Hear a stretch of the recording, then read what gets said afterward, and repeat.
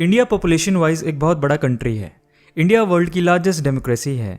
जैसे कि हमें पता है कि इंडिया में ड्यूअल गवर्नमेंट सिस्टम है एंड सेंट्रल गवर्नमेंट और स्टेट गवर्नमेंट जिनमें डिफरेंट सब्जेक्ट्स को लेकर पावर बटी हुई हैं, दोनों गवर्नमेंट्स उसके अकॉर्डिंग लॉज बनाती हैं और उसको स्टेट्स में इम्प्लीमेंट करती हैं, जैसे schools, hospitals, public transports like railways, airports, highways, road safety rules etcetera. इन सब चीज़ों से रिलेटेड लॉज बनाती हैं। लेकिन इनके अलावा कुछ लोकल इश्यूज़ ऐसे होते हैं जो सरकार तक पहुंच नहीं पाते हैं। ये इश्यूज़ हर एरिया के अलग अलग हो सकते हैं, जैसे कहीं पे वाटर सप्लाई की दिक्कत हो, कहीं पे ड्रेनेज सीवर की दिक्कत हो, तो कहीं लोकल रोड्स, स्ट्रीट लाइट्स या फिर साफ सफाई की प्रॉब्लम हो। तो इन टाइप के लोकल इश्यूज़ को एड्रेस करने के लिए होती है लोकल गवर्नमेंट। वैसे आप में से कितने लोग अपने एरिया की लोकल गवर्नमेंट के बारे में जानते हैं? तो हेलो गाइज, आप देख रहे हैं बेसिक ज्ञान और आज की वीडियो में हम बात करने वाले हैं लोकल गवर्नमेंट के बारे में। लोकल गवर्नमेंट का मेन मोटिव है पॉलिटिकल डिसेंट्रलाइजेशन ऑफ पावर, यानी पावर को अलग अलग लोगों में या ऑर्गेनाइजेशंस में बांटना, यानी जो पावर सेंट्रल गवर्नमेंट के हाथ में है आगे लोकल गवर्नमेंट्स में डेलीगेट करना।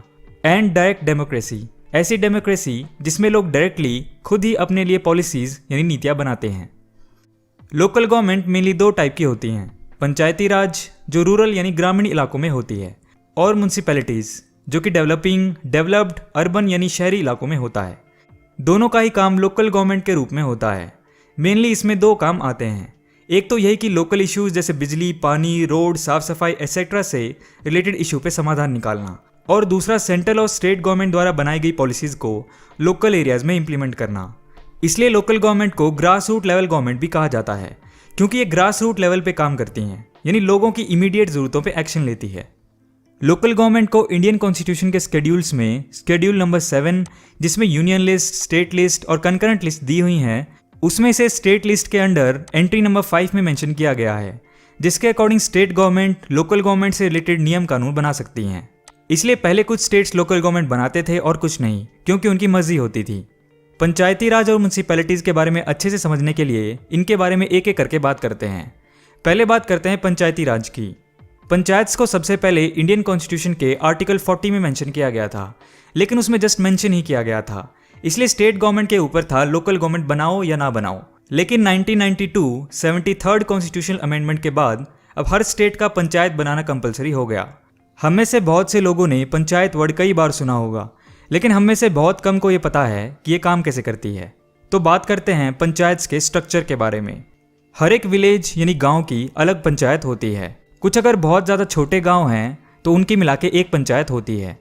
पंचायत्स में दो पार्ट आते हैं, लेजिस्लेटिव एंड एग्जीक्यूटिव। सबसे पहले लेजिस्लेटिव में आती है ग्राम सभा। ग्राम सभा बेसिकली एक पर्टिकुलर गांव के 18 के एज के ऊपर वाले सारे लोगों के ग्रुप को कहा जाता है। मतलब इसमें वो सारे ही लोग आ जाते हैं जो वोट कर सकते हैं, यानी सारे लोग जो वोट कर सकते हैं एक गाँव में, वो उस गाँव की ग्राम सभा के मेंबर होते हैं। Next executive.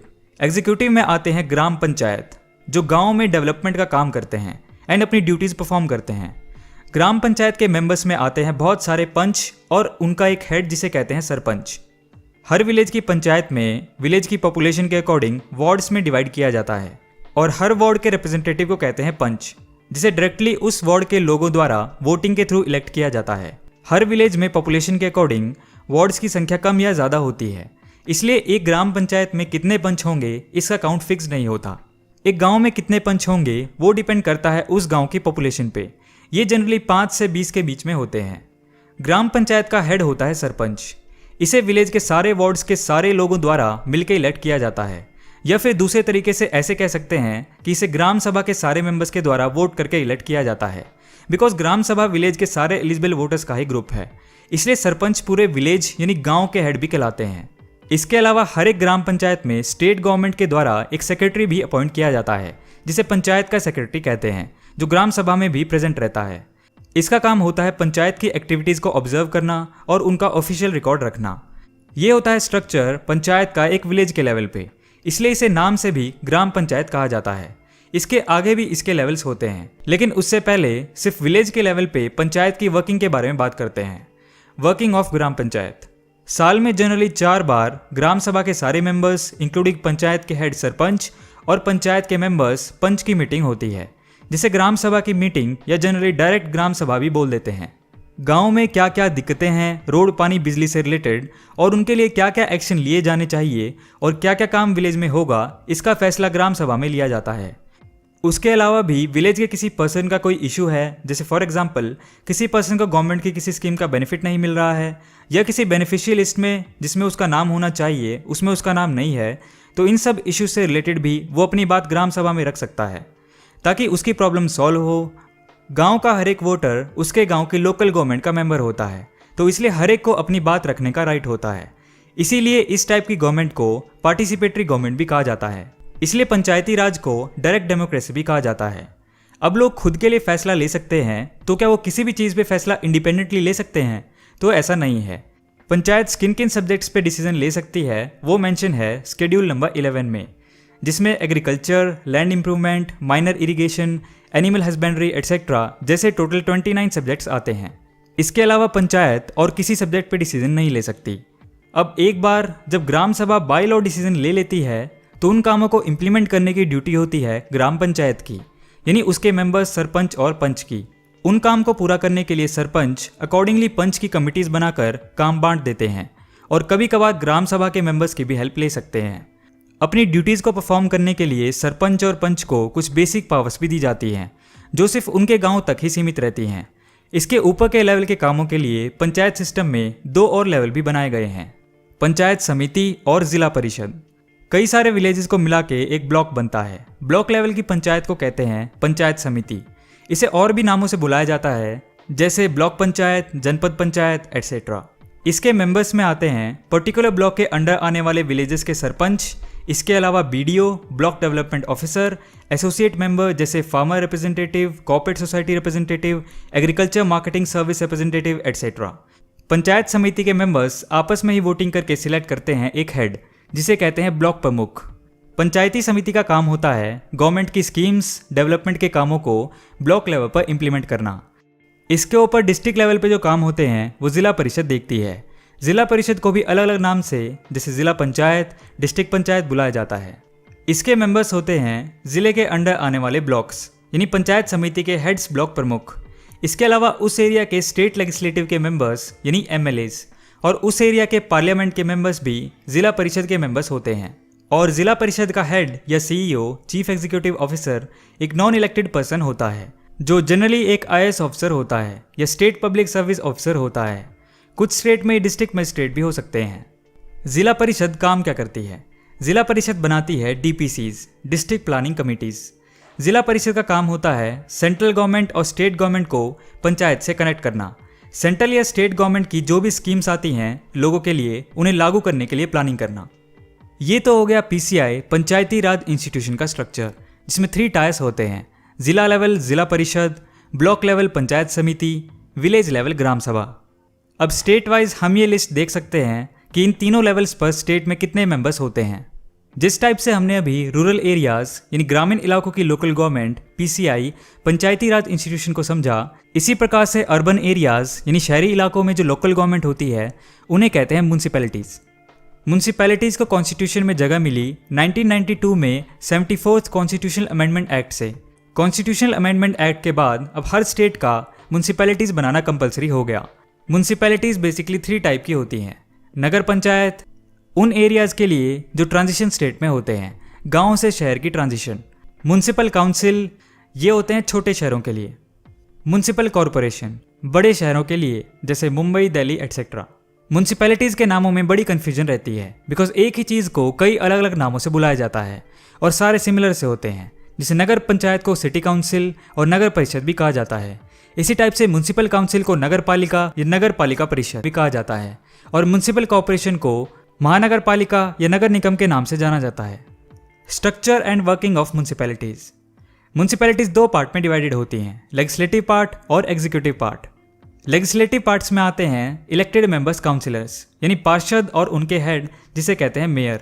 इसके अलावा नॉमिनेटेड मेंबर्स भी होते हैं जिन्हें स्टेट स्पेशल नॉलेज और एक्सपीरियंस के बेस पे म्यूनसिपैलिटी में सीट दे सकते हैं, लेकिन ये मेंबर्स सिर्फ डिस्कशन कर सकते हैं, डिसीजन मेकिंग में वोट देने का अधिकार इन्हें नहीं होता है। इलेक्टेड मेंबर्स को इलेक्ट करने के लिए सिटी को कई सारे वार्ड्स में डिवाइड कर दिया जाता है जिन्हें हम कॉन्स्टिट्यूएंसी भी कहते हैं। हर वार्ड में उस वार्ड के एलिजिबल वोटर्स वोटिंग के थ्रू वार्ड काउंसिलर को इलेक्ट करते हैं। जिसे हम पार्षद भी कहते हैं। डिफरेंट वार्ड काउंसिलर को मिला के बनती है एक वार्ड कमेटी। हर वार्ड काउंसिलर कमेटी में अपने वार्ड यानी एरिया का रिप्रेजेंटेटिव होता है और वार्ड्स कमेटी को मिला के बनती है म्यूनसिपैलिटी। अब म्यूनसिपैलिटी के मेंबर्स यानी काउंसिलर मिलके अपना एक हेड इलेक्ट करते हैं जिसे कहते हैं मेयर। मेयर सिटी के फर्स्ट सिटीजन भी कहलाते हैं। जनरली मेयर एक ऑनररी पोस्ट होती है, लेकिन कुछ स्टेट्स में उन्हें एग्जीक्यूटिव पावर्स भी दी गई हैं। दूसरा पार्ट आता है एग्जीक्यूटिव, जिसमें आते हैं म्यूनसिपल कमिश्नर और अदर एडमिनिस्ट्रेटिव स्टाफ जैसे municipal officers. Municipal commissioner municipal corporation में जनरली एक बड़े IAS ऑफिसर होते हैं। बाकी म्यूनसिपल काउंसिल और नगर पंचायत में ये जूनियर एडमिनिस्ट्रेटिव ऑफिसर भी हो सकते हैं। म्यूनसिपल कमिश्नर को स्टेट गवर्नमेंट द्वारा इलेक्ट किया जाता है। Working of municipality. Legislative part यानी वार्ड काउंसिलर की मेयर की प्रेजेंस में मीटिंग होती है। एक बजट बनाया जाता है, उसके अकॉर्डिंग मनी स्पेंड किया जाता है। काउंसिलर्स कमेटी में डिसाइड करते हैं कि सिटी में क्या क्या काम किए जाने हैं। लोग अपने अपने एरिया के इश्यूज और प्रॉब्लम्स अपने वार्ड काउंसिलर यानी पार्षद के सामने रख सकते हैं। फिर वो वार्ड काउंसिलर काउंसिलर कमेटीज में अपने अपने वार्ड की डिमांड को रखते हैं। फिर सारे काउंसिलर डिस्कशन करके वोटिंग के थ्रू फाइनल डिसीजन ले सकते हैं। म्यूनसिपैलिटी जिन जिन सब्जेक्ट्स पे डिसीजन ले सकते हैं वो शेड्यूल नंबर 12 में मेंशन है, जिनमें आते हैं road, water supply, public health sanitation etcetera. Basic needs के ऊपर 18 टॉपिक्स। काउंसिलर्स कमिटीज अब जो डिसीजन ले लेते हैं उनको इम्प्लीमेंट करने का काम होता है एग्जीक्यूटिव्स का यानी इलेक्शन कमिश्नर्स का। इलेक्शन कमिश्नर अपनी पावर्स को एक्सरसाइज करके और अपने अंडर आने वाले स्टाफ का यूज करके इन डिसीजंस पे एक्शन लेते हैं और उन्हें लागू करते हैं। काउंसिलर्स यानी पार्षद की एक और जिम्मेदारी होती है एडमिनिस्ट्रेटिव स्टाफ के एक्शंस पर नजर रखना कि जो डिसीजन कमेटी में लिए गए थे उन पे ठीक ठाक से काम हो रहा है या नहीं, और अगर उन्हें काम सही नहीं लगता है तो इसकी कंप्लेन वो इलेक्शन कमिश्नर को कर सकते हैं। और इलेक्शन कमिश्नर भी अगर सही से काम नहीं कर रहा है तो वो उस बात को म्यूनसिपैलिटी मीटिंग में उठा सकते हैं। अब बात करते हैं इन दोनों लोकल गवर्नमेंट के फाइनेंस, इलेक्शन, रिजर्वेशन और टेन्योर की। इन लोकल गवर्नमेंट्स को वो चाहे पंचायती राज इंस्टीट्यूशन हो या म्यूनसिपैलिटीज, इनके पास पैसा कहाँ से आएगा ये डिसाइड करती है फाइनेंस कमीशन। PCI का मेन सोर्स ऑफ इनकम है स्टेट या सेंट्रल गवर्नमेंट फंड्स और म्यूनसिपैलिटीज का most important source of income है प्रॉपर्टी टैक्सेस। दोनों लोकल गवर्नमेंट्स में जितने भी इलेक्शन होते हैं वो कंडक्ट करता है स्टेट इलेक्शन कमीशन। दोनों ही लोकल गवर्नमेंट्स में जितनी भी डायरेक्ट या इनडायरेक्ट इलेक्टेड पोस्ट होती हैं जैसे पंच, सरपंच, ब्लॉक प्रमुख, पार्षद एटसेट्रा, सब में वोमेन के लिए 33% यानी 1/3 ऑफ ऑल सीट्स रिजर्वेशन दिया गया है। इसके अलावा SC/ST रिजर्वेशन भी दिया गया है। अब बात करते हैं टेन्योर की। दोनों ही लोकल गवर्नमेंट्स का टेन्योर मैक्सिमम 5 ईयर्स का होता है। अगर टाइम से पहले सपोज गवर्नमेंट डिसॉल्व हो जाती है, फॉर एग्जाम्पल 2 साल के बाद for any reason government dissolve हो जाती है, तो 6 मंथ के अंदर अंदर स्टेट इलेक्शन कमीशन दोबारा इलेक्शन कराती है।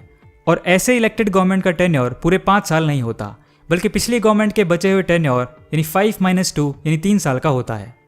Challenges faced by local government. हमने अभी वीडियो में देखा कि लोकल लेवल पे काम करने के लिए लोकल गवर्नमेंट बनाई गई है, लेकिन हम जानते हैं हमें अपने अपने एरियाज़ में फिर भी बहुत सारे बेसिक लोकल प्रॉब्लम्स फेस करनी पड़ती हैं, चाहे वो रोड से रिलेटेड हो या पानी या साफ सफाई से रिलेटेड। ऐसा क्यों होता है? मेन रीज़न है फाइनेंस।